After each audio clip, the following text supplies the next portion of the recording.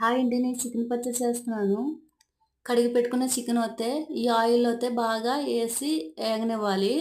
నిలువుంచుకుండే పలమైతే గనక అర కేజీ కంటే ఆయిల్ ఎక్కువ వేసుకోవాలి. ఇప్పుడు ఏపుతున్నప్పుడే ఈ ముక్కలు మాడనివ్వకుండా బాగా ఏగనివ్వాలి. ఏగిపోయిన చికెను తీసి పక్కనైతే పెట్టాలి. పెట్టాక ఇందులోనే అల్లం వెల్లుల్లి పేస్ట్ అయితే ఏసి బాగా ఏగనివ్వాలి. చింతపండు గుజ్జోతే యేసుకుంటే రైస్‌లోకొతే బాగా కలుత్తది తినటానికి. అదే నిమ్మకాయ యేసుకుంటే గనక చికెన్ అవకాన్నది పల్చగా అనిపిస్తది. ఆయిల్ అంతా కనపడతది. నిమ్మకాయ కంట చింతపండోతే చాలా టేస్టీగా అనిపిస్తది.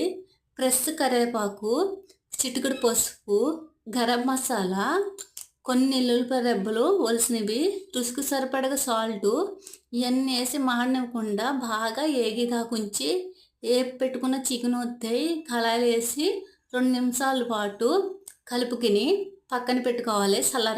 చల్లారేదాకా. ఈ చల్లారిపోయింది తెలిసిన తర్వాత కారం, పచ్చి కారం అయితే తీసి కలుపుకోవాలి.